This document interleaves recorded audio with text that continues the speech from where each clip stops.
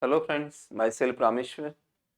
In this video friends, I am going to have a discussion about Indian economic questions put up by the UPSC in GS3 mains paper of 2020, and around 6 questions were put up by the UPSC in this mains examination, and we are going to have a brief discussion about how these questions could be attempted.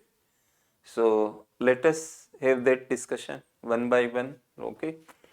So the first question about Indian economy was this: explain intragenerational and intergenerational issues of equity from the perspective of inclusive growth and sustainable development. Friends, UPS is asking to explain issues of equity, two types of the issues of equity: intragenerational issue of equity and intergenerational issue of equity, but your interpretation is limited by two terms, inclusive growth and sustainable development, because they are telling that you are to explain these two issues of equity from the perspective of inclusive growth and sustainable development. The question was quite simple in my view, and but for making it simple you must first know what is the meaning of sustainable development and what is the meaning of inclusive growth, friends. So friends, sustainable development term was defined first by the Brundtland Commission of 1987, and this commission was appointed by the United Nations in 1983, and it released a report in 1987 titled as Our Common Future. In that report, Brundtland Commission defined sustainable development how it wrote sustainable development is intergenerational equity in resource use. Intergenerational equity in resource use. So it is quite simple from the perspective of sustainable development. Which type of equity will relate? Intragenerational or intergenerational? The term is I explained in the class, I used Brundtland Commission's definition here. So sustainable development term will be associated with intergenerational equity, right? And when you talk about intergenerational equity, what is the sense of that? Means you are having multiple generations and you are talking about equity of resource use among these generations. So here multiple generations means what, like present generation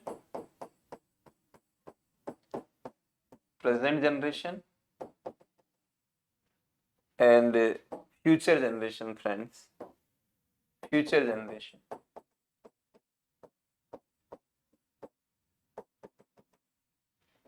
Present generation and future generation.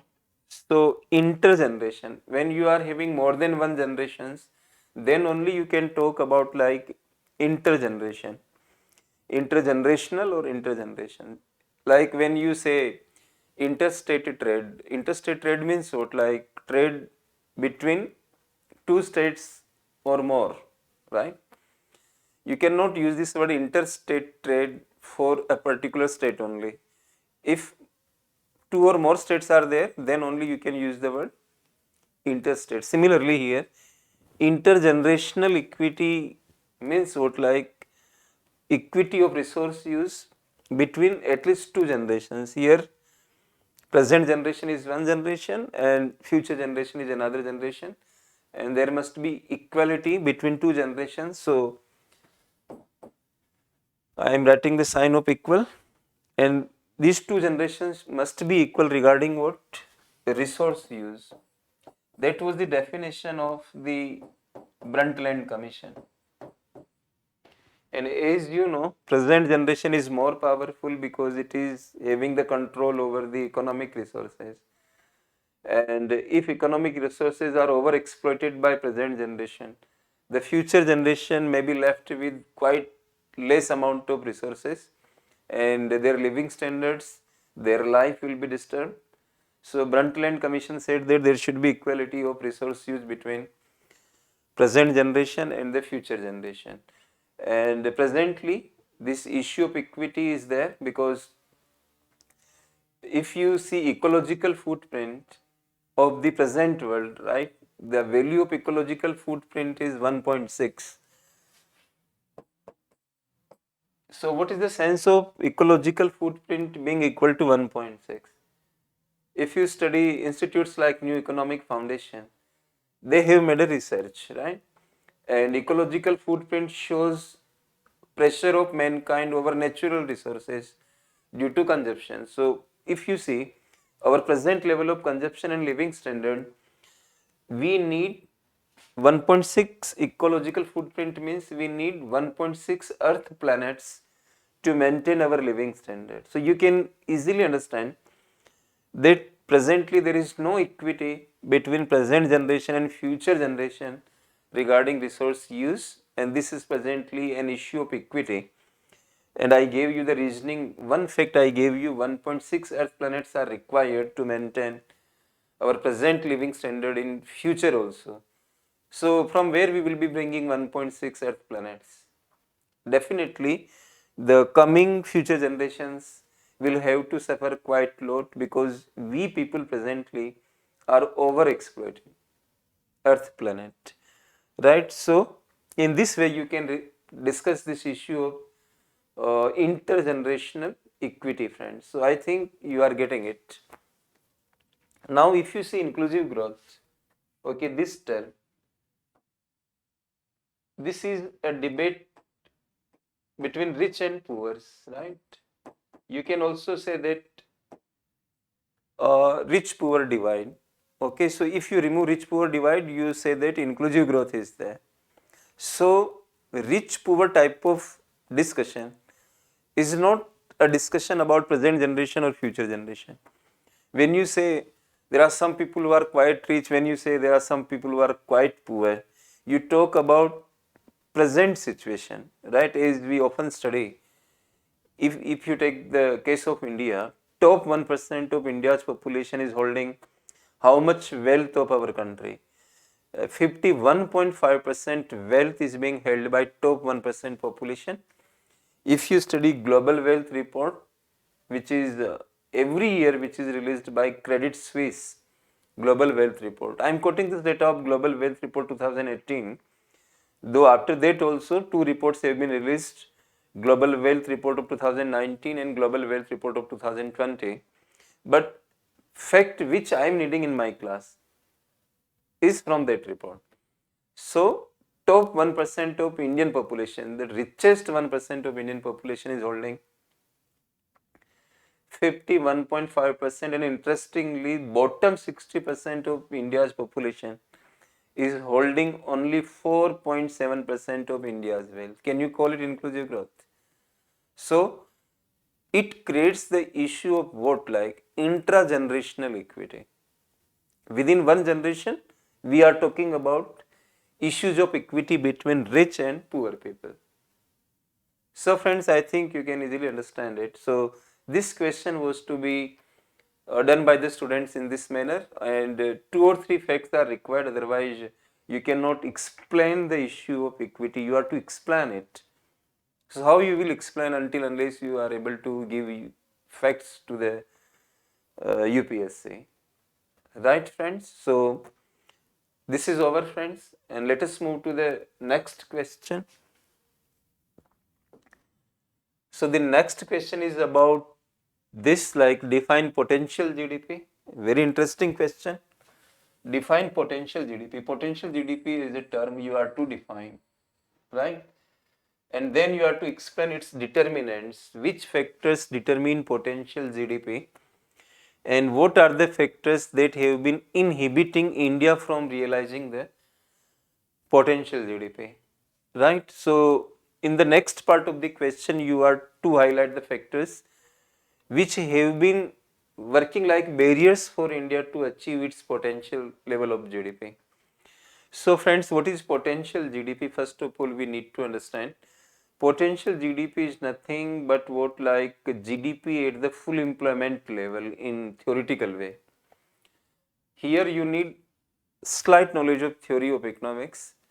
So GDP at the full employment level. So what is this full employment level? If all of your economic resources like labor, physical capital, in this way, natural resources, all economic resources, if they are working most efficiently without being idle, means no economic factor is idle in the economy, every economic factor is working to the best possible way, most efficient way, every factor is working, then how much GDP we can expect?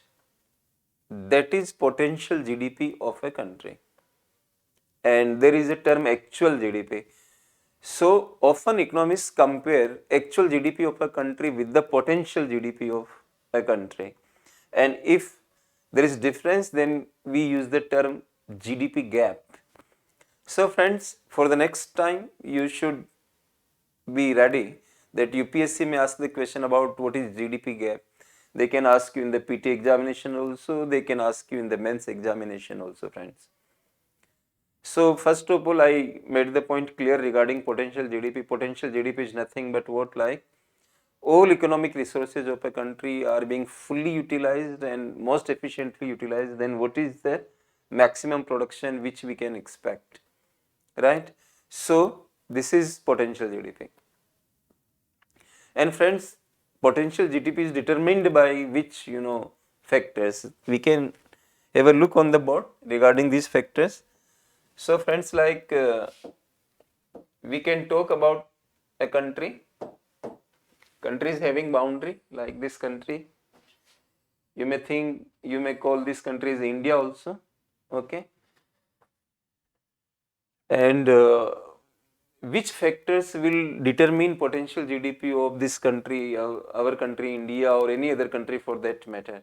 So, what is the level of natural resources in the country? You can say. What is What is the size of natural resources?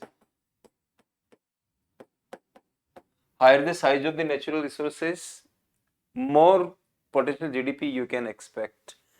So, natural resources is one factor. Similarly, you can talk about physical capital.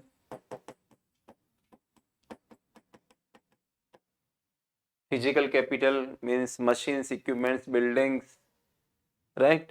So, physical capital is how much? A country which is having more of physical capital is to naturally have higher level of potential GDP. Similarly, you can talk about what is the technology. Level of technology is what in your country. Similarly, you can talk about what is the level of ICOR, incremental capital output ratio in your country. Similarly, you can talk about what is the type of institutions in your country.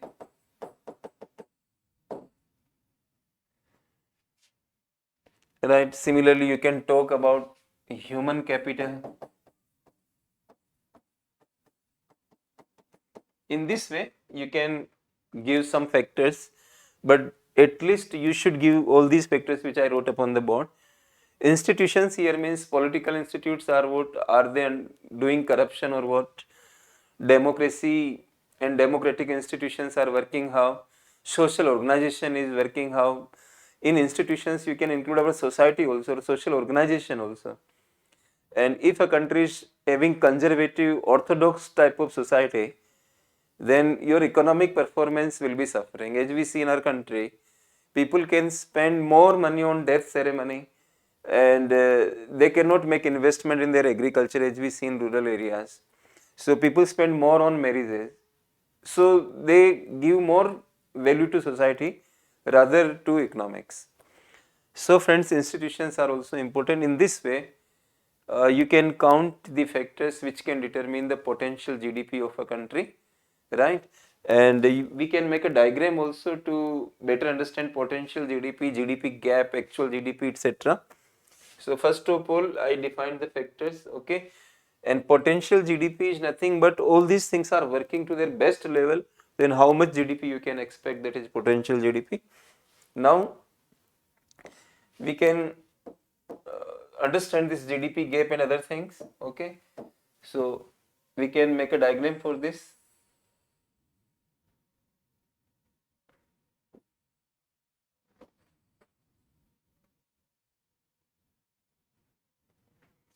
And friends, here you may write 0, and this is vertical axis, this is horizontal axis. On this axis we can write time. Time here is nothing but different years like 2017, 18, 2018, 19, 2020, 21 in this manner. As we will be moving in this side, different years will be encountered by us, right? And this is the level of GDP on this axis, GDP level. Okay. Now, suppose this line from the origin is showing potential GDP at different years. Like for example, if I take this year, suppose T1 is a year, please forgive me.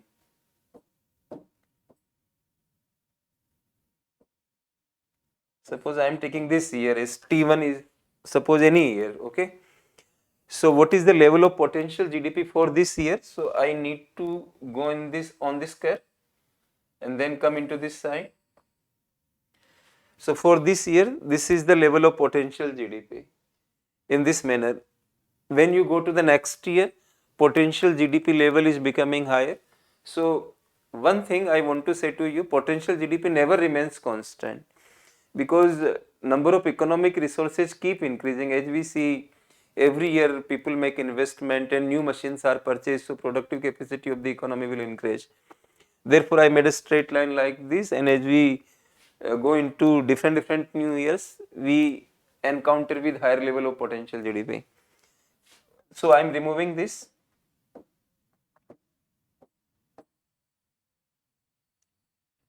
So we can write like this, potential GDP.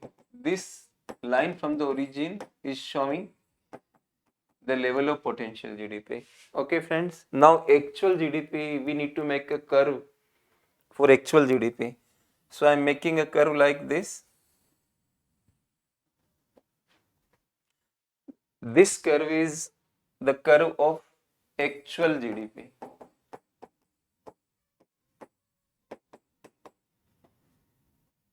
Right, and interesting thing is that what, like if you see this side, actual GDP is higher than potential GDP. It is theoretical and I cannot give you presently the discussion about why it's happening. But theory says that for some time actual GDP may be higher than even the potential with very high level of inflation. In this side also you can notice this phenomena, and this zone is something like what actual GDP being less than potential GDP, and the largest distance is this. So I am working on this distance.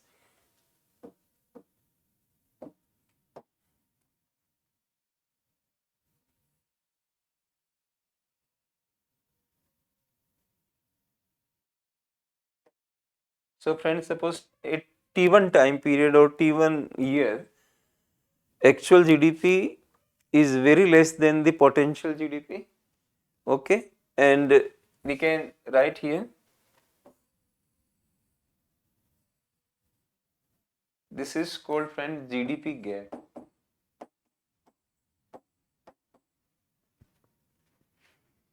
Right, so you can say that we are not, realizing our potential.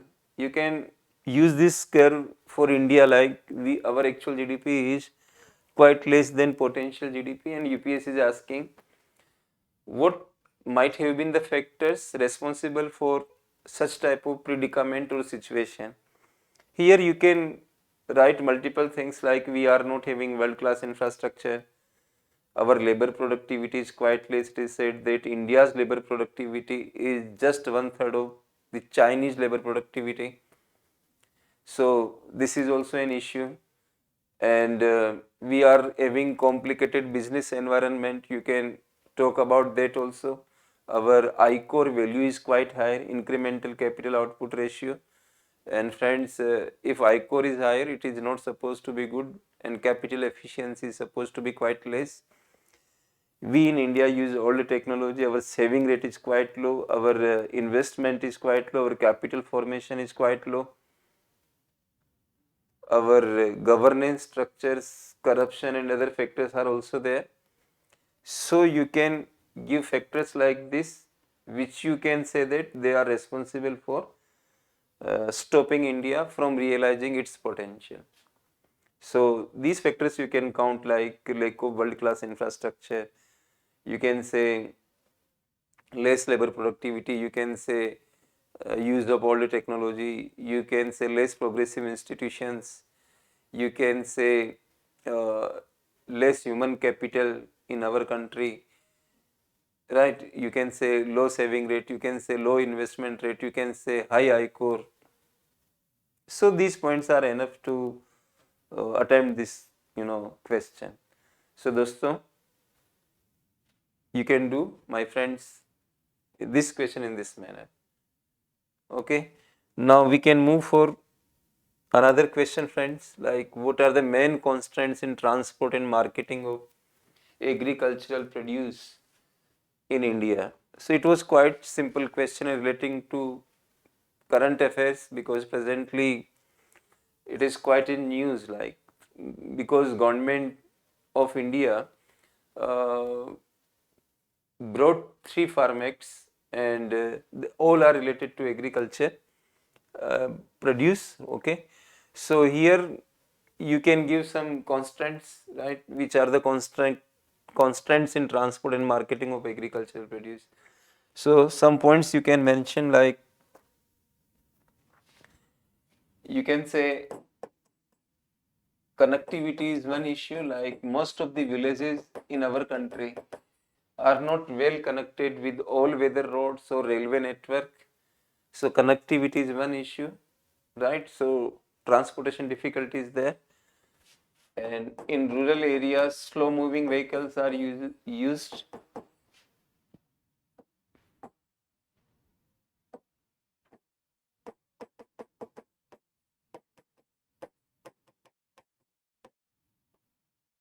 Right?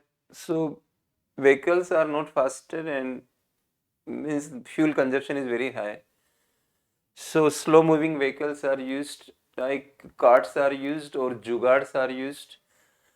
So diesel consumption is quite high, or tractors are used for the movement of goods. So slow moving vehicles is one problem, connectivity is another problem. Distantly located mandis.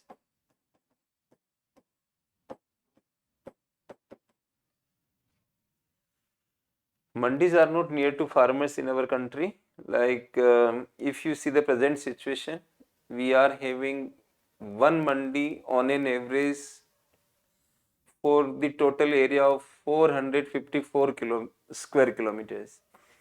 So on an average 454 square kilometer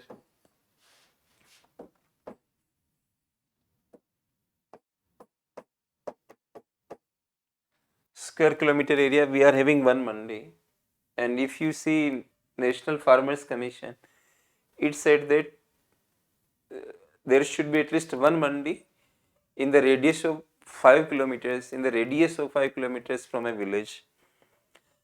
And but in our country we are having one mandi at this area. So mandis are distantly located, and this will increase the transportation cost for the farmers. Okay, friend. Now another problem is what, like state APMC Act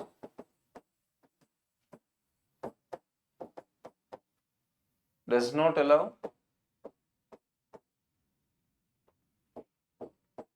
direct marketing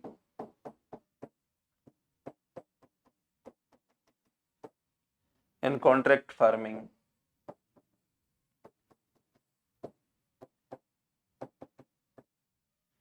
Means farmers are not allowed by this act, though union government recently made three acts, but their status is quite in suspension, so we cannot take these acts into account when we are doing this discussion.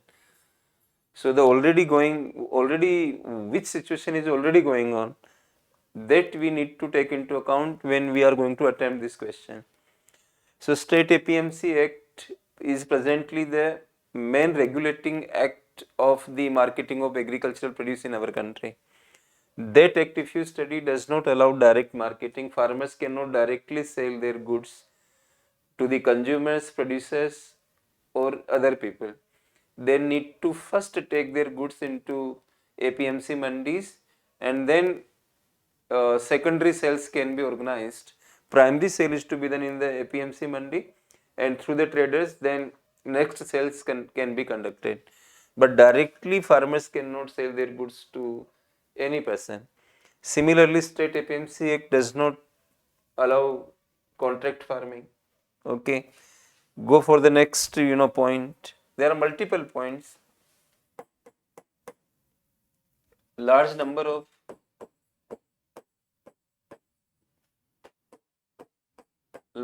of intermediaries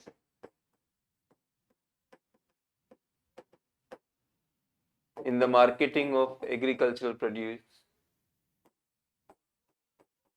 In the marketing of agricultural produce.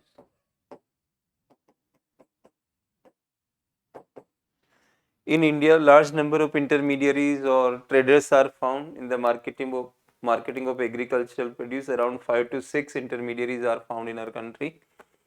So 5 to 6 intermediaries are quite large number. Okay, so it makes marketing channel quite larger. So it's not good. You may write some other points also, like traders in mandis.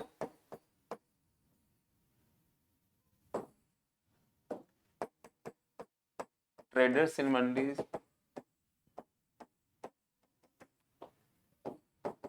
exploit farmers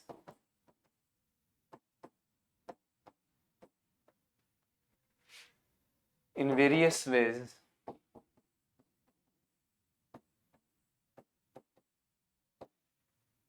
Right, when farmers go into the mandis, traders collects multiple charges from the farmers in the name of commission, in the name of palledari. Palledari is nothing but the charges for unloading of goods. So traders take a separate charge for unloading of goods from trucks and other items, and similarly they have adjustment of dust particles called by the name garda.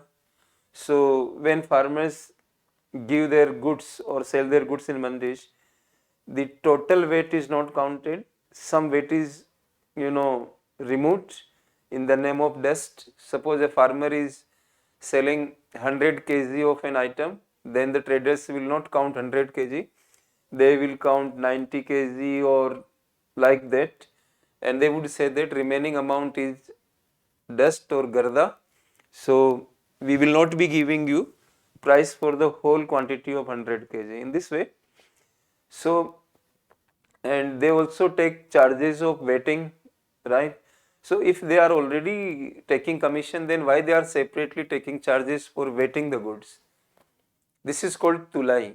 So they impose multiple charges in the name of adhat means commission, garda means adjustment for dust, and palledari means charges for unloading of goods, and tulai means like charges for weighting the goods.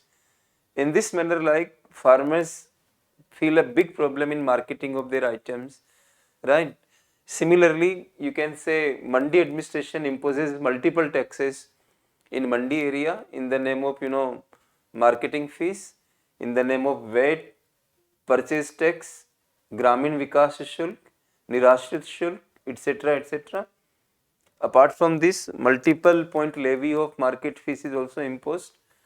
So if goods are carried from one mandi to another mandi of the same state, in every mandi, again and again market fees is to be given. This is called multiple point levy of market fees. So these issues you can highlight in your answer. Apart from this, you can say farmers are not having storage capacity. So they are not having storage capacity, and neither they are having holding capacity. Holding capacity means they cannot wait for a long time to get better price, because money lenders in the villages, they just pressurizes, then pressurize them, and they need to sell goods in mandis or to the traders of villages as soon as their crop is harvested. So lack of storage capacity, lack of holding capacity is also a problem of marketing for them, and they are also not having market information, so lack of information is also a point.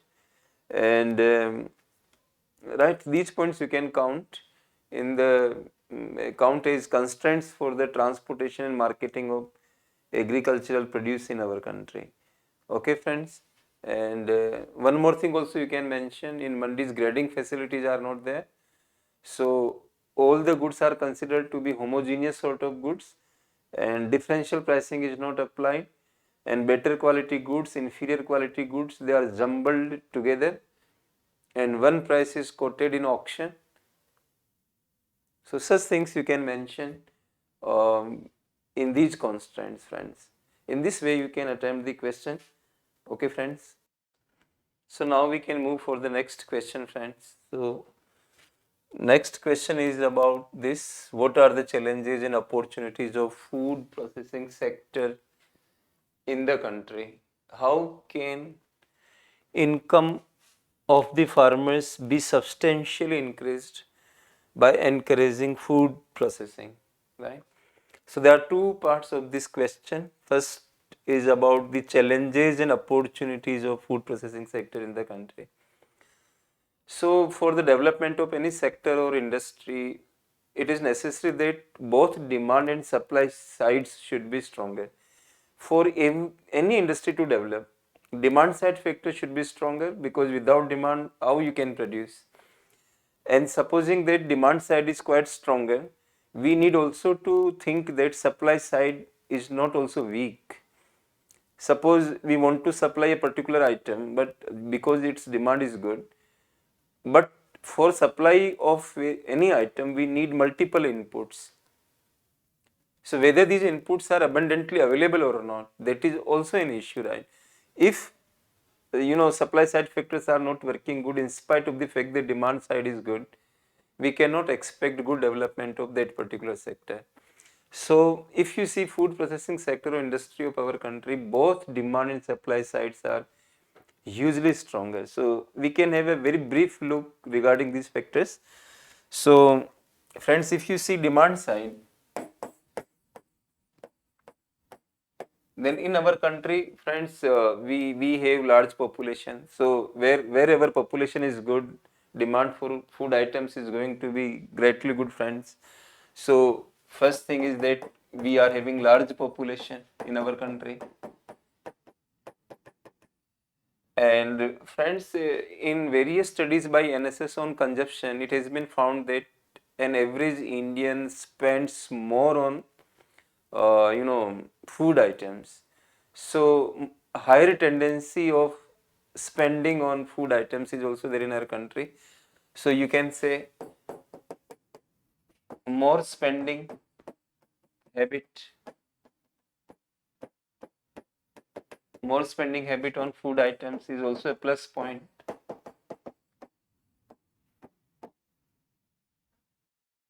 Third point is increasing urbanization. Increasing urbanization. Friends, urbanization always help this industry, because the urban people demand more of ready to eat foods.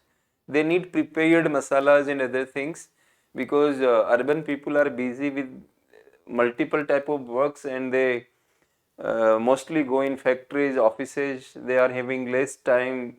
A good time of them is used in traffic and other things, and both husband and wife, they are working in offices or elsewhere, so they lack time, so they need ready-made items, ready-made food items.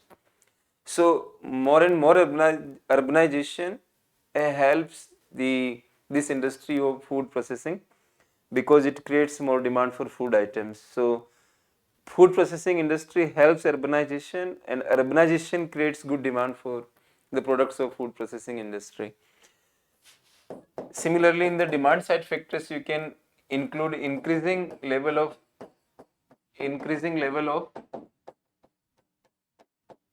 education,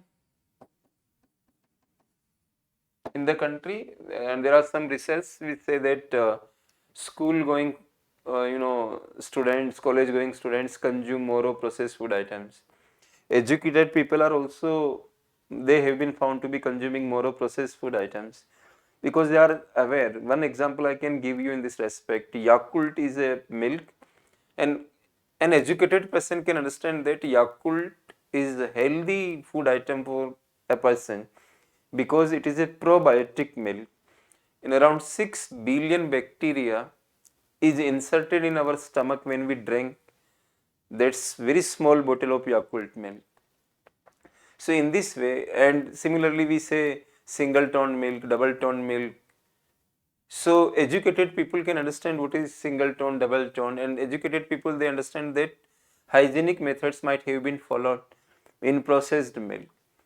So all these factors contribute for the good demand of food items in any country. We are having all these factors like large population, more spending habit on food items, increasing urbanization, increasing level of education. They are all demand side factors. If you see supply side factors, friends, we are having diversified climate. So supply side factors are also quite stronger in our country. So we are having diversified climate. We can grow multiple types of fruits and vegetables, and more than 300 million ton horticulture production we produce every year. So more than 300 million ton is quite huge an amount, right? So whenever this industry will be needing, raw materials in the form of horticulture and other items, there is no problem in getting the supply of these items. Similarly, India is number one in milk production. So there are various food items which need milk.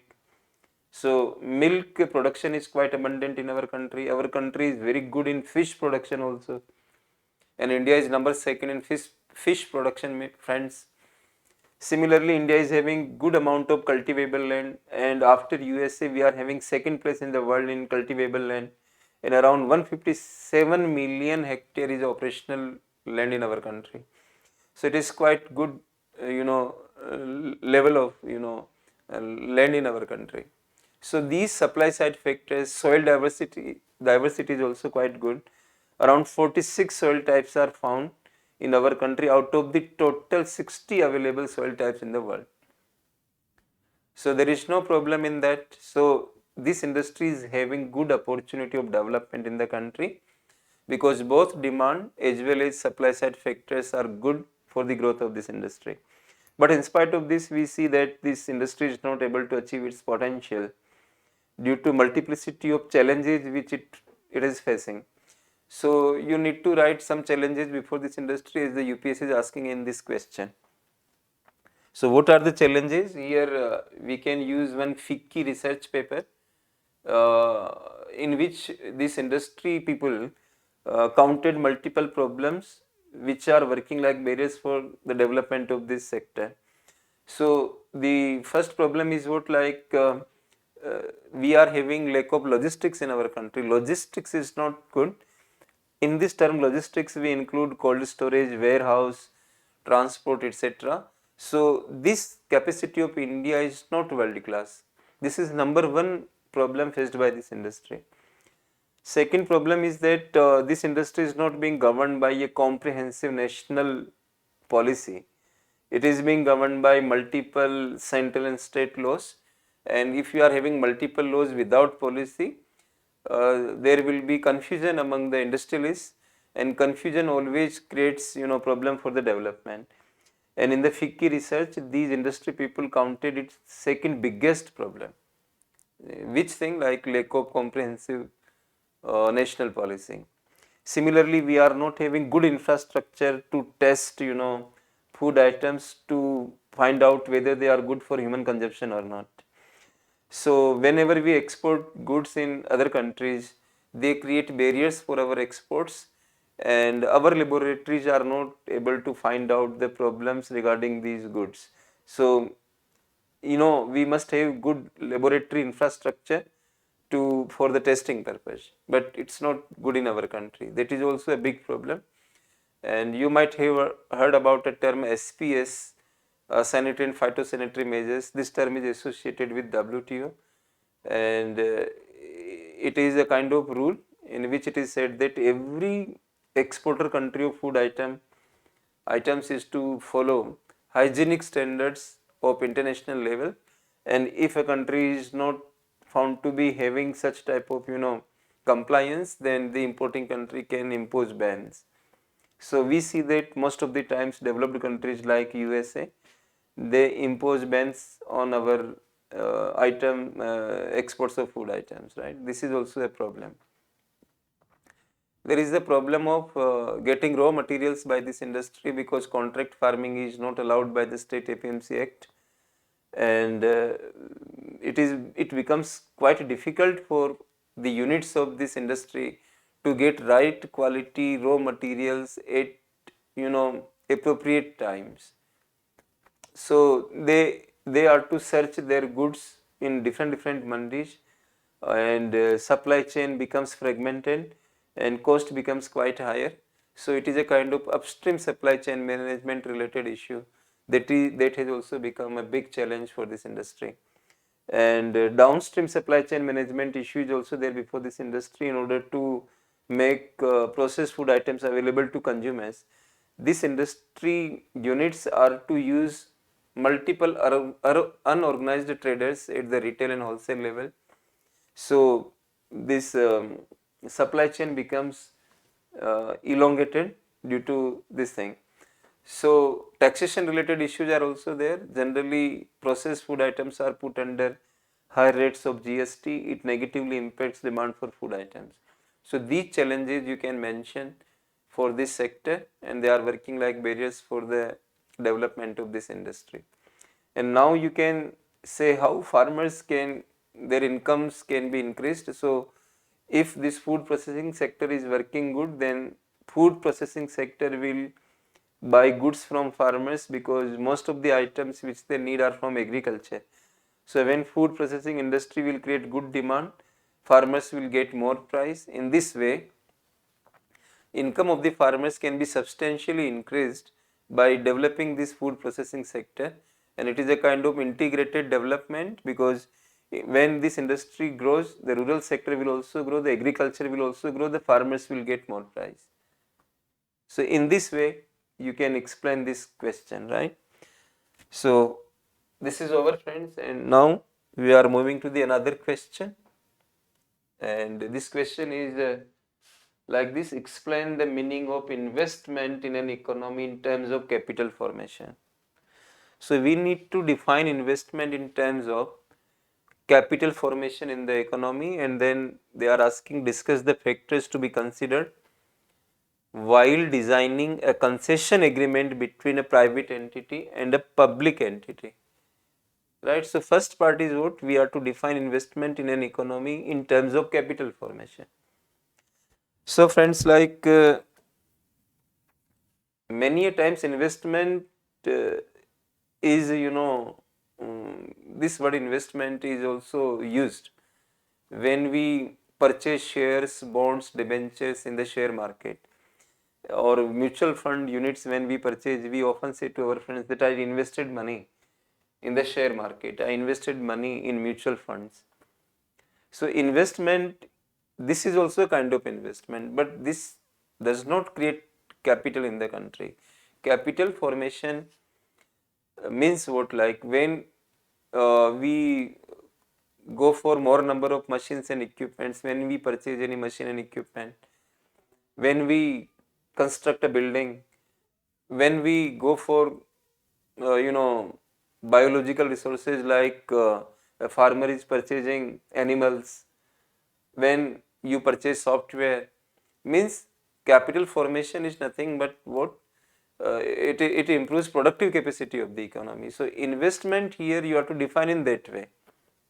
So investment here is a kind of expenditure for improving the production capacity. So it is a kind of productive expenditure. So here you can define investment as how it is a kind of expenditure, right?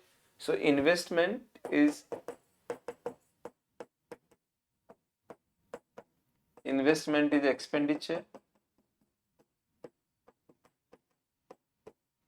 expenditure for which purpose? For improving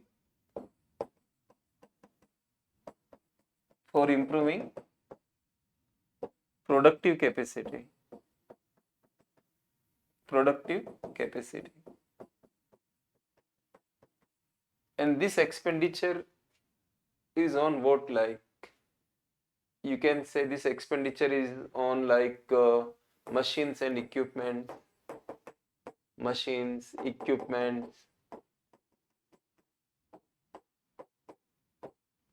buildings,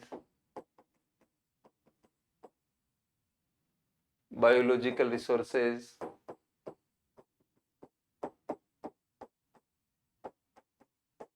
like livestock. Similarly, you can say means software, etc. Intellectual property products. I'm simply using here term software, etc. So when you make expenditure on these items, so you are to define investment as what, like investment is an expenditure which leads to capital formation in the form of what? Machines, equipments, buildings, biological resources like livestock, software, etc. So you have to define investment in this manner. As I said you, investment in equity, mutual fund, etc. It is not in expenditure on machines, equipments, buildings, right? When I purchase a share of Reliance company, our country's productive capacity will not increase due to that, because I am not buying machine. You should understand like this. Financial assets never create, higher GDP for your country. Physical assets like this, right? So in this way, so investment can be defined in this way manner. And the next part of this question is what? Discuss the factors to be considered while designing a concession agreement between a private entity and a public entity. So they are asking about concession agreement. What are the factors which we must keep in our mind before designing concession agreement? So this word concession agreement means what, like? So concession agreement relates to triple P projects, public-private partnership projects. And in triple P projects, like one party is the private company or private entity, and another party is the government authority, and both of them work together, and they go for a kind of agreement, long term agreement or contract. That long term agreement or contract is called concession agreement. And under this concession agreement, government authority gives multiple type of freedoms to the private entity, and these freedoms are exclusively enjoyed by the government sector, but through concession agreement these freedoms are handed over to the private sector company. So concession agreement is basically triple P type of agreement in which multiple things are mentioned and freedoms to be enjoyed by the private sector company, they are mentioned. So when we will be designing this concession agreement, which factors need to be taken into account before designing this contract? So UPSC is asking like that. So for this we need to keep these factors in our mind, like the first factor is what should be the level of tariffs or user charges when the private sector company is developing an infrastructure project. So what should be the level of user charges? How much tolls, if you talk about national highways, what should be the level of tolls? That must be mentioned in the concession agreement. And the contract period should be how much? Whether the contract period will be extending for 10 years, 20 years or 30 years, like that. So contract period is going to be how much, that is to be mentioned. That is also a factor. Similarly, risk sharing pattern,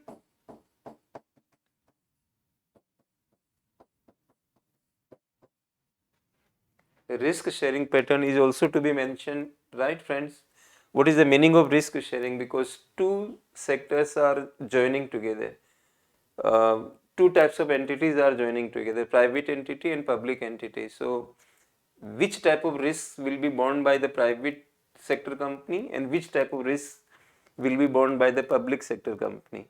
For example, land acquisition is one risk, environmental clearances are another risk, forest clearances are another risk, and many a times what happens, like economy comes under recession or slowdown, then traffic etc. also slows, so that risk will be borne by whom? So we should have a clear cut risk sharing pattern between the private entity and the public entity, otherwise there will be a problem when the infrastructure project will actually start.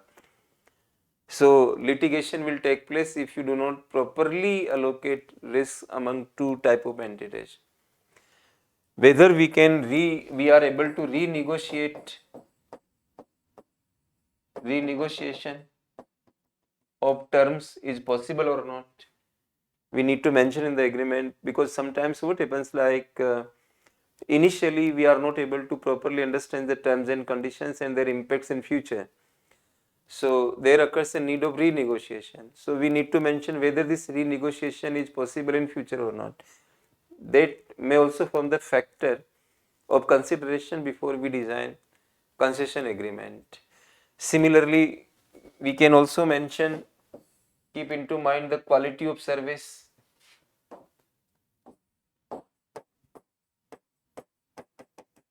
quality of infra service.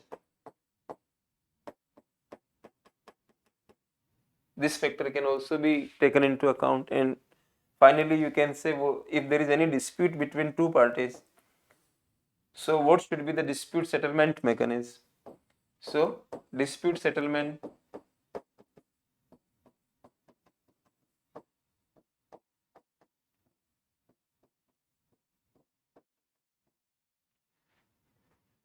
mechanism can also be another factor here. So these factors may be taken into account before we finalize concession agreement. Okay, so concession agreement is nothing but a long-term contract between government entity and the private entity regarding one infrastructure project.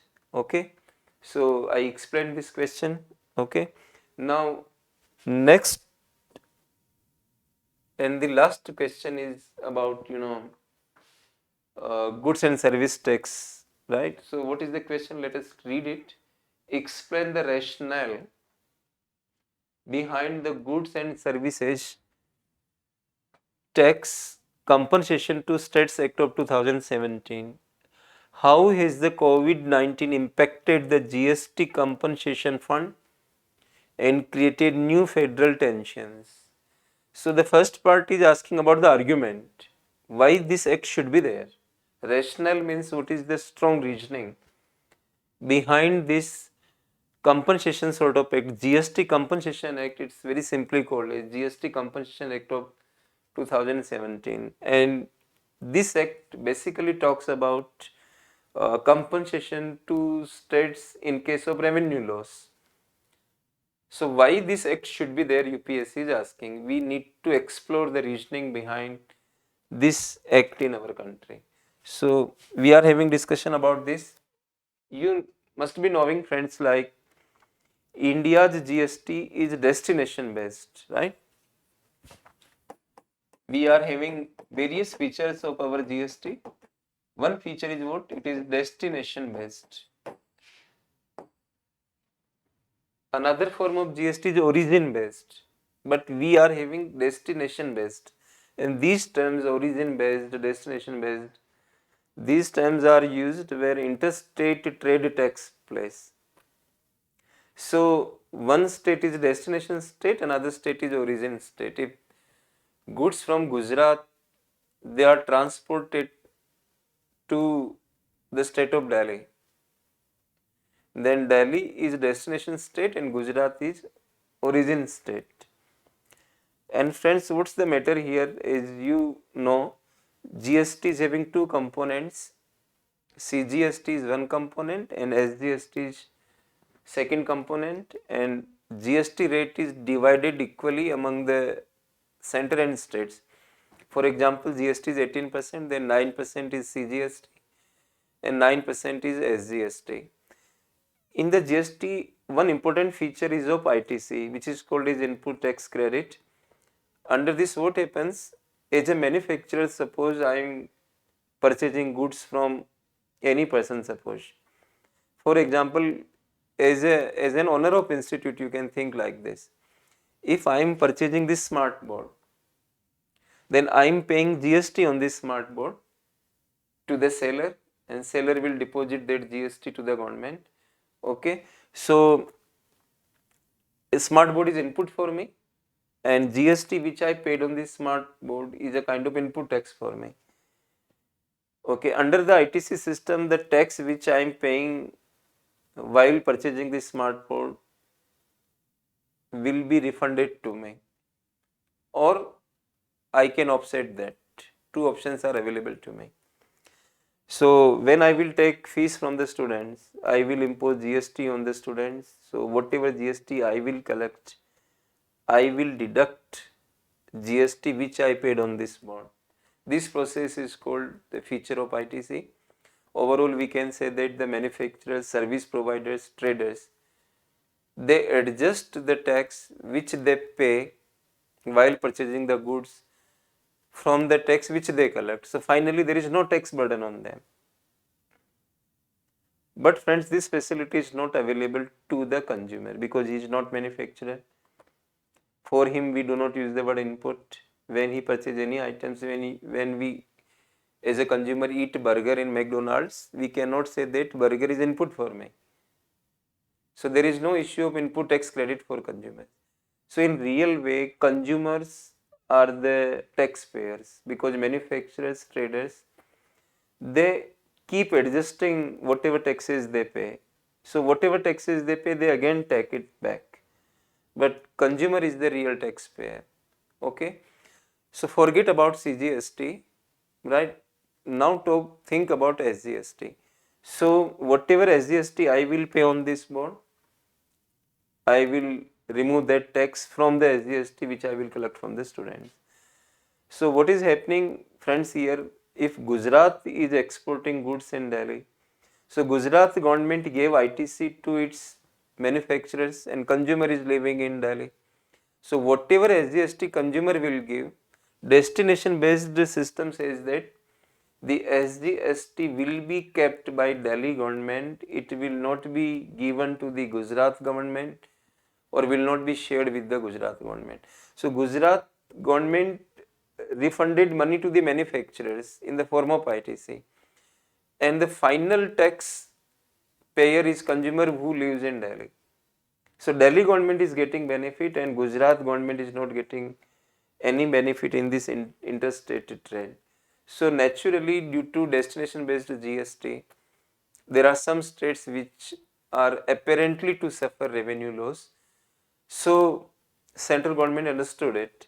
Apart from this, various taxes at the state level and local level, they were subsumed into GST. And friends, you must be knowing that the largest source of tax revenue for the states is indirect taxes, and indirect taxes were subsumed into GST with only some few exceptions. So states thought that they are going to lose revenue, therefore they were not ready for implementation of GST. So they said that they should be compensated for revenue loss, and a base year was selected. That base year was 2015-16. So not only this was made as base year, suppose a state was earning rupees 100 in this base year, then it should not get revenue less than rupees 100. If there is loss, then they will be compensated. And apart from this, they said that there should be 14% revenue growth. So if in 2015-16 rupees 100 was earned in tax revenue, then next year base amount would be supposed to be rupees 114. In this way, compounding will be done. So if any state is getting revenue less than that compounded amount, then they will be compensated. And for this compensation act was made in our country, and it was said that compensation cess will be imposed on some demerit and luxury or sin goods like pan masala, tobacco items, coal, some big cars, aerated, water, and means these pan masala and tobacco, coal, cars, or aerated drinks, like these five items. On these five items, compensation cess will be imposed, and these cess will be deposited into a compensation fund, GST compensation fund, under public accounts fund. There is one fund called as public account fund.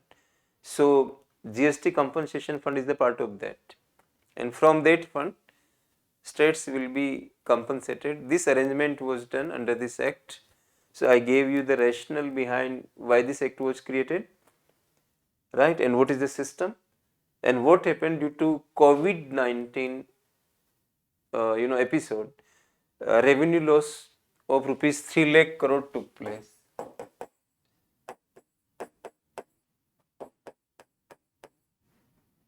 And this total loss was divided into two parts, like rupees 3 lakh crore. That was the total revenue loss. And in the GST compensation fund, the amount was rupees 65,000 crore.